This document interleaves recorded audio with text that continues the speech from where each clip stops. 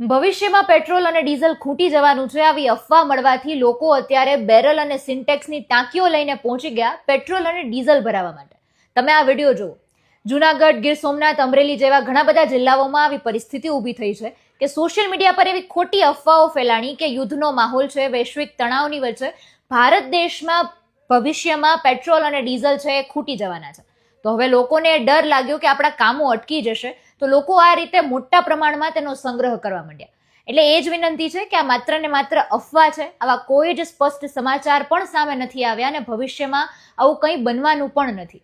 એટલે આ રીતે ખોટો સંગ્રહ કરવામાં ન આવે. અને બીજી એ વાત કે મોટા પ્રમાણમાં એમને જે પેટ્રોલ અને ડીઝલ મળી રહ્યું છે તેના પર પણ અત્યારે નિયંત્રણ રાખવામાં આવે, કારણ કે આનાથી જે વાહન ચાલકો છે એમને તકલીફ પડી રહી છે. ઘણા બધા પેટ્રોલ પંપ ઉપર પેટ્રોલ છે ખૂટી ગયું છે, તો હવે એમને પ્રશ્નોનો સામનો કરવો પડી રહ્યો છે. એટલે આવી અફવાઓ પર ધ્યાન ન દેવામાં આવે, વિશ્વાસ કરવામાં ન આવે અને આ રીતે ખોટા સોશિયલ મીડિયા પર વિડીયો વાયરલ ન કરવામાં આવે એનું પણ ખાસ ધ્યાન રાખીએ, જેથી કરીને આવી પરિસ્થિતિઓ નિર્માણ ન પામે. નમસ્કાર.